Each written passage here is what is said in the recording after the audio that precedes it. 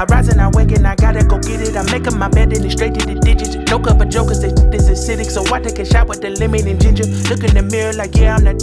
Look in the mirror like, I'm fitted. Looking outside like the world is all mine. Look in the mirror like, go get it. I gotta get to the scene, oh, I gotta get to the bag now. I can't be chasing on these. They getting they feeling and dragged down. That's why they just crash out. Stuck in the cell and it's man down. Life getting gone in a flash now. Hey, it's Jody, a fervent voice, here again with an episode about a topic that I think is important and that I need to discuss. So I'm going to just get started right with it. So this episode is hands off it. Just being able to take your hands off it because it's not yours. So take your hands off it. The last episode was about minding your own because it's not on your plate. If it's not on your plate, you don't need to eat it. It's not for you. This is the same yet different. Those of us who are control freaks out there, I'm guilty, and I do my best to pull back from it. But the thing about it is, you don't have control anyway. And it makes things difficult, not only for you, but it makes things difficult for that person that you're trying to remove obstacles for. How you just gonna move in and snatch the obstacles out of their way so that they cannot learn their lessons? What would it be like if you didn't learn your lessons coming up? What would it be like if you did not learn what you needed to learn in order to be productive right now in your life? It would look different, right? That's what I'm getting at. Take your hands off it. Out of your control. Let it be that. But to take your hands off of it, recognize that it's out of your control, it takes a couple of things. First of all, it takes faith. Do you have faith? I'm telling you, if you do, those of you that truly, truly are rooted in faith, you understand what I'm saying. Being faithful is a stress-free way to live. It honestly is. Now, it takes practice, just like everything else. It takes focus, it takes practice, it takes grounding, it takes all of those things. It also takes patience. Patience is the ability to wait. Let's put it that way. If you don't have patience, you're going to waste a lot of time, you're going to waste a lot of resources, and it's going to be a painful ride. It really and truly is. Y'all know how I like to do this. I roll out my anecdote, a little example. It's more so an anecdote, it's a story. So when my kids were growing up, I used the same methods that my mother used. Like, my mother was not having it as far as working. When you were 15, that stress was sitting on you like a mortgage when you were 15. Because you knew by the time you turned 16, you better be working. And I'm going to give you about a month to find a job once you turn 16. After that, you got bills. And it wasn't like a bill that we made. She became our landlord. Yes, in high school, she became our landlord. Not because she needed it, but because we needed it. So there were 4 of us. And the 4 of us had to pay. It was either $20 or $25 a week. Now, I had friends that were kind of spoiled. So they laughed at it. They thought that was so funny. You have to pay rent? Yeah. Don't pay your rent. Don't have your $20 or $25. I don't remember if it was 20 or 25. We'll just say it was 20. Mess around and don't have your $20 on Friday. Okay, she's looking at you funny because if you don't have it Friday, you won't have it Saturday when you get paid on Saturday. No, you're going to get paid on a Friday. You might get paid on a Monday. You won't be getting paid on a Saturday. This was back in the day. This was in the 80s. So if you don't have your check by Friday, you certainly not going to get it over the weekend. But wherever it was that you worked, whatever day it was that you got paid, it was already worked out. She already knew. And I'm telling you, it's not the fact that my mother needed it. It was the fact that we needed it, because we needed to understand from early on that you had to work. My mother used to say, it costs money to breathe. I never understood that until I became 16. Like she said, yeah, air costs money. Is it warm in this house in the winter? Is it cool in this house in the summer? Yeah. Air costs money. Now, you want to live for free, you can do that outside. But yeah, it costs money to breathe in here. Like, she was no nonsense. I'm grateful for it, because I understood early on that bills had to be paid. And she did not play about that. I'm telling you. My mom cared nothing about embarrassing you when your company was there. She roll up on you. You ain't got your rent. Or she might not have said rent, but she would say, you got your money, or you got my money. She wouldn't say it loud or anything like that, but you get that look, and it's just a pause. And like I said, don't have anybody sitting over there on her couch and you ain't paid for the week. Yeah, you come here. And we're gonna go a few feet away. It's gonna be a real quick conversation. Is my money on the dresser upstairs? Is my money on my dresser? And if you said no, you better get it there. You better get it there. You're not gonna entertain and you have not paid. That's not it. She taught us independence at a very young age. Very young age. Now, I did not do that with my kids when they were growing up. I did not do that to them. But they were required to work at age 16. By the time you turned 16, you wanted your driver's license. You wanted a car. You don't need a car if you're not working. And that was always a thing in my household with my kids. If you're not working, what do you need a car for? What exactly do you need a car for if you're not working? Well, when my daughter turned 16, I had given her my car and gotten myself something, and she was good.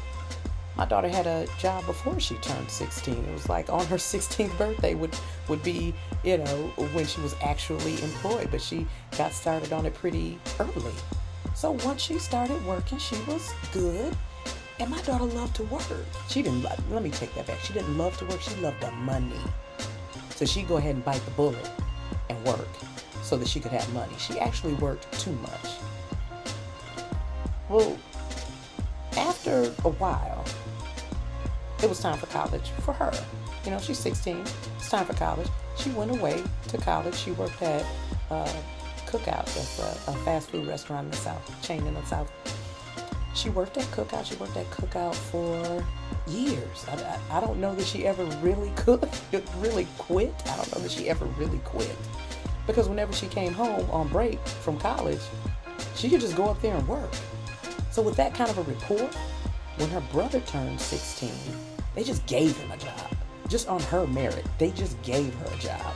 Well, if you have more than one child,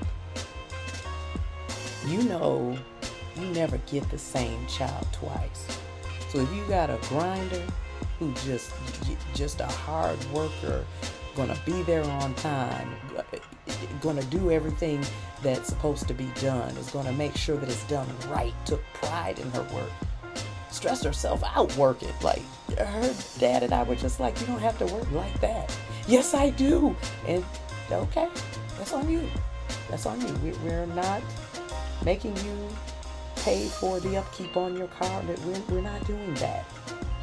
We got you. Now, things that you want, little extras, okay, you got all of that. You got all of that. So, they gave her brother a job just on her merit, which hey, I probably would have done it too if I was a manager or something like that, because I just would have assumed, yeah, that, she was a hard worker. He must be. I get it. But now I know that's it. That's not usually the thing. And there were problems from the very beginning with my son working there. My son did not want to work. But the thing about it was, if you didn't work, you were not going to get a car. You just weren't getting one. You didn't need one. You don't work. What you need one for? You got a bike. You got wheels. So when he got the job, it was just like, okay, so we'll see how this works out. And yeah, driver's ed, all that good stuff. And we'll see how this works out. The thing about it was, he was an athlete. So with him in sports, there was always a conflict with driver's ed. So he had to do his driver's ed during the summer. So he was a little bit, he was past, well past 16, almost 17 when he got his license. But before getting his license, there was a problem with him working. I got a call from the manager at Cookout, and she was scared. I could hear it in her voice. And she said, well, we did have a problem today. I did send Bryant home. I don't know if he's home yet, but I sent him home. I said, well, did you make him leave the restaurant, or did you? She said, no, but I told him to leave. I didn't make him leave the restaurant. I did tell him to clock out. And I don't really know if anyone picked him up. I don't really know if he just walked. I just feel like I should be calling you to tell you that. I got mad. But there was nothing I could do, because he was already gone. I was about to get in my car and go find him. I said, no, I'm not going to do that. He's 16 years old. He's not that far. Cookout was about 2 miles away from our house. He's not that far away.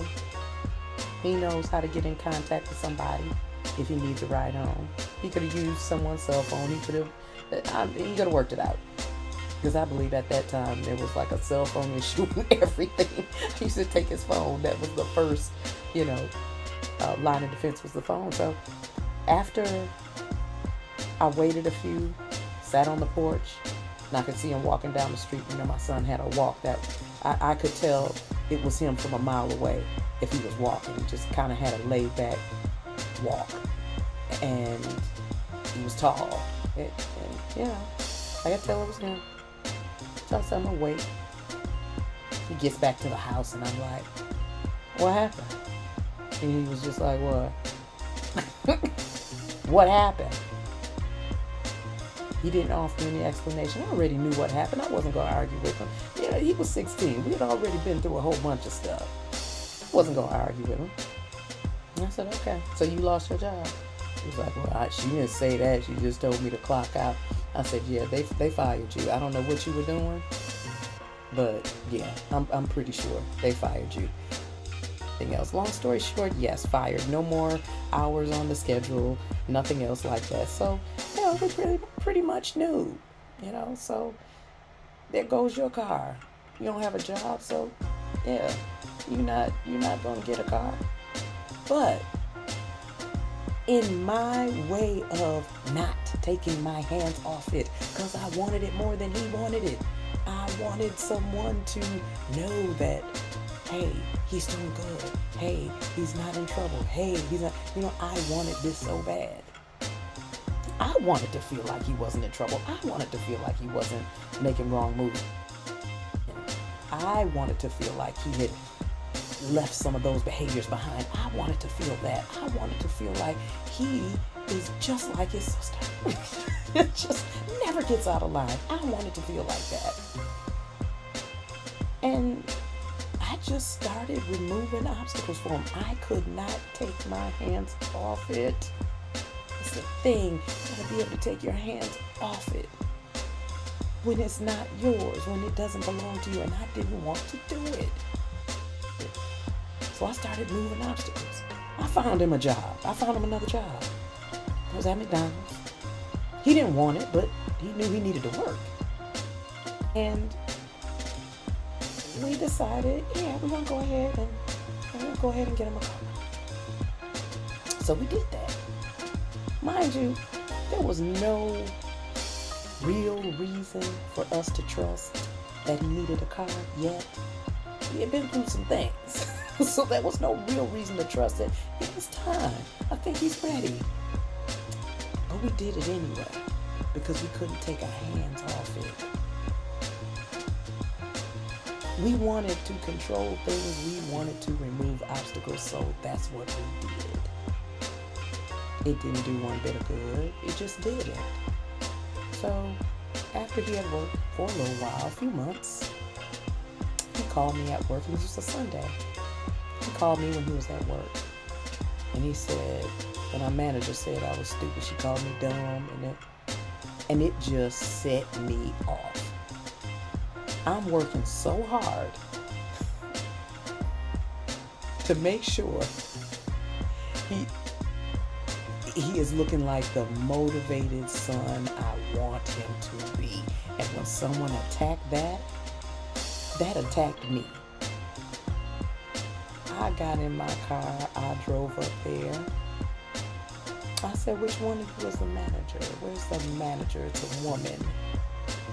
She came up there, she's like, hi, how can I help you? I said, yeah, you call my son stupid. Let me tell you something. The next time you call him anything other than Brian, I'm coming across this counter on you. Do you understand me? Nobody calls my son stupid. Nobody. I don't play that. Ma'am, I don't know what you're talking about. I said, yeah, it was you. It was you. I know it was you. No, you heard what I said. You say one thing out of the way to my son, I'm coming across the counter. Only next time I'm not even going to talk to you. I'm just coming. And I turned around and walked out. 5 minutes after I get home, my son comes. You got me fired. I said, I got you fired. You the one that told me? Yeah, I told you, but I didn't know you was going to do all that. Oh, you know your mama, you did too know I was going to do all that. You absolutely knew I was going to do all that. You better get back up there and get your job back. He was like, get it back? How am I going to get the job back? I said, I don't know, but you better figure out a way to get that job back. You know people who don't work don't need a car. And I kept holding that, over his head. It didn't work. Like, that does not work. Had I kept my hands off it. Because people talk and say things in different environments that they wouldn't say in front of other people. If you've worked in fast food, you know it's a lot of trash talking going on in that kitchen. And there's a lot of inappropriate things being said, but that's kind of how they get down. That's how they move back there. It used to go on when I worked fast food. And by the way, I got fired from every job I ever worked. And I worked fast food from 16 to 19 when I went to the military. I got fired from every job. So that getting fired was nothing new. The problem was disrespect. Don't disrespect my son. But yeah, just situations like that where it wasn't necessary for me to jump in. It just wasn't. At 16, there's responsibility that comes along with just living your life. And as a mother, and a mother who, like I said, who suffers from controlling situations, controlling, just things, being a controller, it's hard to take your hands off it, but I'm telling you. And I had to learn the hard way. To take your hands off it when it does not belong to you.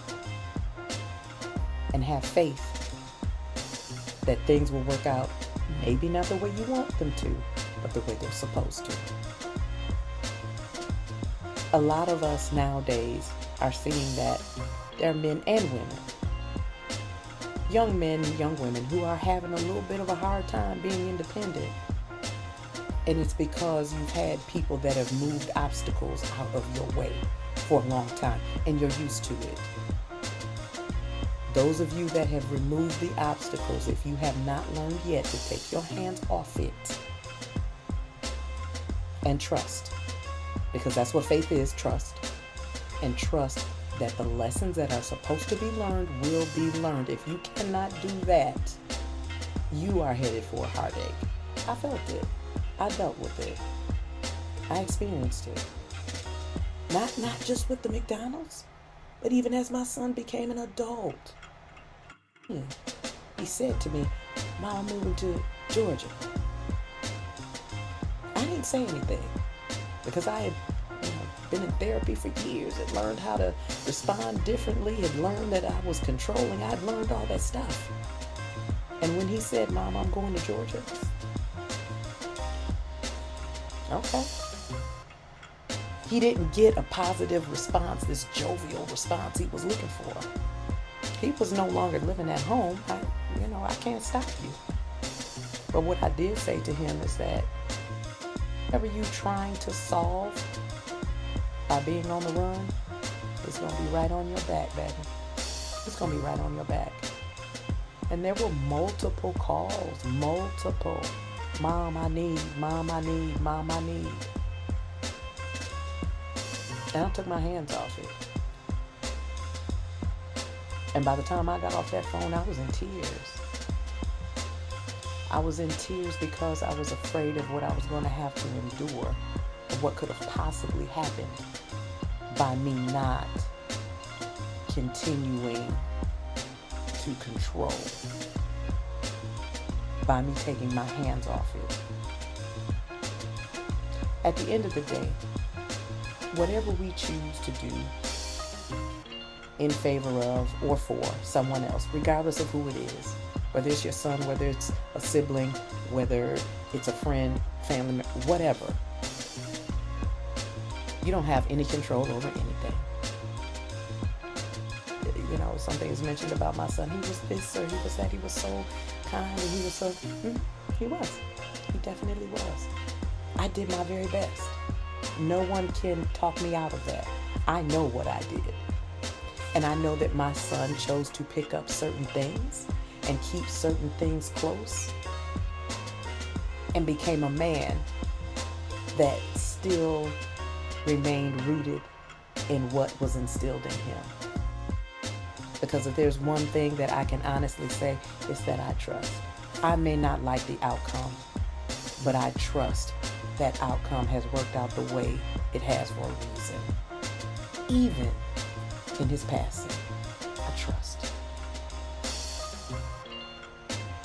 And when he did not get the response, or when I did not move obstacles for him, he understood. He didn't hate me for it. He didn't stop loving me for it. He didn't stop speaking to me for it. He kept trying, to get things, but I had to stand firm in what I believed. And that was that I can't move obstacles for you. You're a grown man. And I will pray for you. Always. Always. But you're going to have to figure this out. It wasn't too long after that he came back home. And even then, still not removing obstacles for you. Still not. Decisions were made by him. And things did change. He did get better with things. He was being an honorable man at home to kids that did not belong to him, and to a woman that cared very deeply for him. And I was glad that when he went home, when he transitioned, he had someone who truly loved him, and he had a family that loved him.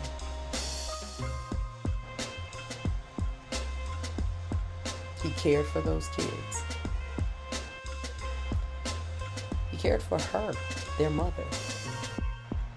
And he gave them love, showed them love. And what better gift can a mother receive after knowing that her son has transitioned? A gift knowing that he did become that man you always knew he could. I didn't chase him around and control everything. I didn't. I took my hands off it because he was a grown man. Mothers,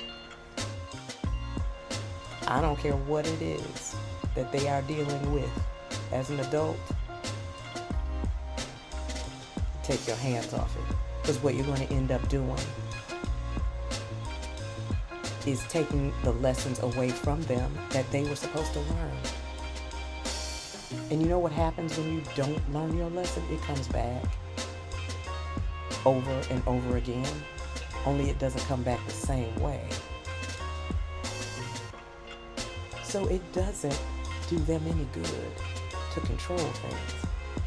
Number one, you don't have control over anything but yourself. That's it. One thing that you have control over. And at times you even lose control over that.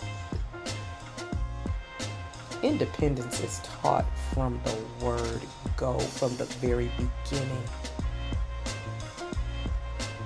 From a baby being independent enough to sleep in their crib by themselves, holding their bottle, propping it on their little knuckles. It's taught from the very beginning. Being able to comfort themselves and not jumping up, holding on to them the whole time. Independence is taught from the very beginning. And there are obstacles from the very beginning. Removing obstacles will not make your son a man. They will not make your daughter a woman. And it's hard to watch. It is. But you got to take your hands off it. There's not one lesson that you can learn for anyone else. It's up to them. Have faith and trust. Trust. And be patient. That's all I have. And let me not just focus on mothers and fathers. Friends as well. Spouses. Let the lessons be learned.